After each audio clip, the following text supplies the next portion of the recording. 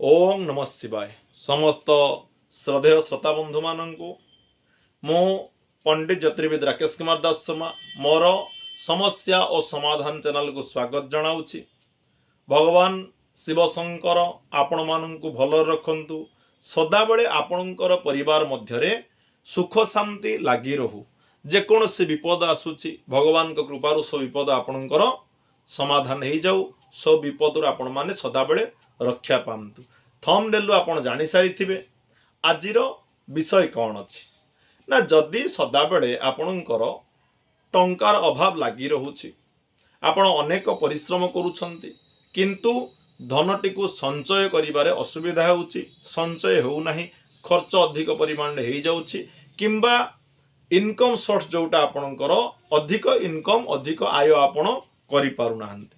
तापाई गोटे छोट एवं सरल प्रतिक्रियाटी मु आपनकु कहिबी। एही प्रतिक्रिया आपणकर कौनसी प्रकार अर्थ खर्च हेबार नाही, कौनसी प्रकार टंका खर्च हेबार नाही, कौनसी बहुत सामग्री आवश्यकता नाही। छोट छोट प्रतिकार हेले मध्य आपण कार्य लागिबो। तेणु से आपण भाविबेनी जे गोटे प्रतिकार पछरे खर्च हेउ नाही माने ताहा कार्य करिबो नाही। अल्प खर्च हेउ ना काहेकि जहाँ भी हो निजर परिश्रम को आपण जतबेले सेठी लगेइबे, आपणकर श्रद्धा भक्ति जतबेले से प्रतिकार प्रति आपण दउछंती, निश्चित भाव से प्रतिकारटी आपणकर कार्य लागिबो। तेबे आसंतु जानिबा कोन प्रतिकार रहिछि। प्रथमे पद्मावतींकर गोटे मंत्र म आपणु कहिबे, केमिति से मंत्रटी आपण प्रयोग करिवे, केमिति से मंत्र को आपण जप करिवे, केउ दिन जप करिवे, केउ समय जप करिवे, केते जप करिवे, ए समस्त कथा कहिया पूर्वरु जदि आपणको मो द्वारा प्रस्तुत होतिबा विषय वस्तु गुड़िक बा ए समस्या समाधान चैनल द्वारा प्रस्तुत होतिबा विषय वस्तु गुड़िक भल लागुछि, तेबे चैनलटी को परिश्रम करी लाइक करंतु, बेल आइकन दबांतु, सब्सक्राइब मध्य करंतु। शेष रे आपणकर मतामत कमेंट बॉक्स में प्रदान करी वीडियोटी को शेयर करंतु। मो द्वारा आपणकर जदि जातकटी गणना करबे चाहुछंती गणना कराई परिबे। कोनसी प्रकार जदि आपणकर गृह समाधान समस्या किसी रही थाए तेबे से समस्त समस्यार समाधान आपण मो पाखरु नहीं पारिबे। जोगाजोग नंबर दिया जाइछे। व्हाट्सएप रे आपणकर जन्म समय, जन्म तारीख, जन्म स्थान पठाई आपणकर जातक विषय समस्त प्रकार विवरणी बुझी पारिबे। प्रत्येक कार्य पई मोर किछि पारिश्रमिक रहुछि, से पारिश्रमिक आपण प्रदान करी आपणकर समस्यार समाधान मो पाखरु नहीं पारिबे।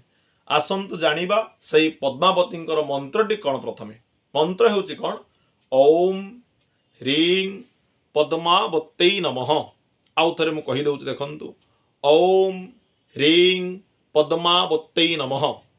एही मंत्रटी को आपण जप करिवे। केते जप करिवे, केउ दिन जप करिवे, जेकोसी शुक्ल पक्ष हेइथिबो, गुरुवार हेइथिबा दरकार। एही कथाटी को आपण मने रखिबे। जेकोसी शुक्ल पक्ष गुरुवार दिन आपण एही मंत्र जप आरंभ करिवे। केउ समय जप करिवे आपण, सकाळे कि संध्यारे कि रातिरे, सकाळे नुह कि संध्यारे नुह, रातिरे जप करिवे। राति 9टा समय रे बा 9टा परे आपण जुआडे जानतु ना काहेकि राति 9टा पूर्व आपण घर को आसंतु। 9टा समय आपण गोड़ हाथ धोई परिष्कार हो जातु। शुद्ध पूत वस्त्र धारण करी महालक्ष्मींकर फोटोटी रखंतु सम्मुखरे एवं दीपटे धूपटे आपण लगांतु। भगवती माँ महालक्ष्मी को आपणकर दुख जणांतु एवं ये जो धनर अभाव सदाबले लगी रोचे, जेमिति ए असुविधा आ जीवन में न आसे से प्रकार श्रद्धार सहित भक्तिर सहित कथा गुड़िक माँ को जणांतु। जणाई सारिबा परे जप आरंभ करिवे। केते जप करिवे, केमिति जप करिवे। पद्म बीज माला मन रखंतु। पद्म बीज माला, पद्म पुष्कर जो माला आसे आपण बाजार रे जेकोसी पूजा सामग्री दुकान ताहा पाई परिबे। पद्म बीज मालाटे किनि आनंतु। 108 से मालाटे हेइथिबा दरकार। सेही मालाटी किनि आनिया परे राति 9टा परे 11 माला प्रत्येक दिन जप करंतु। जदि आपणकर 11 माला जप करिया पई आपणकर इच्छा हेउ नाही बा आपण गोटे स्थिर भाव में बसी पारु नाहंती, कारण जप करिबा सबुठारु कष्ट।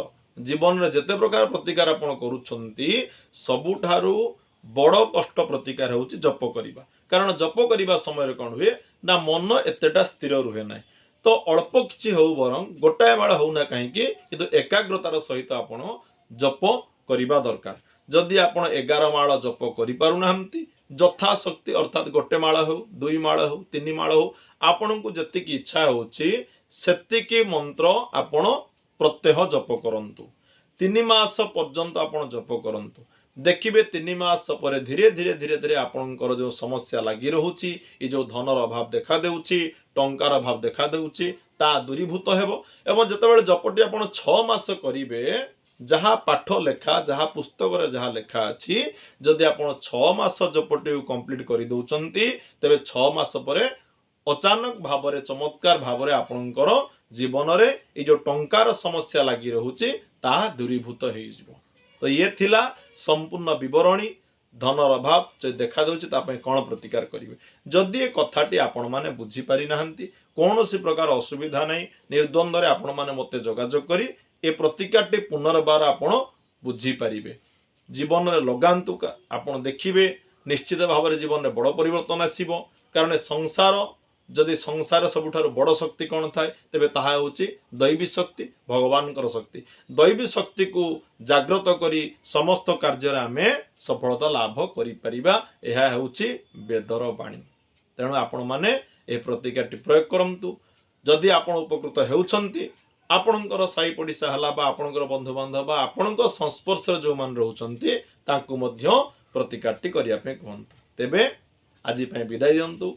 पुनर्बार आउ एक नूतन विषय वस्तु आपण मानक पाखक नहीं आसिया पर्यंत अपेक्षा करंतु। ओम नमः शिवाय। हर हर महादेव।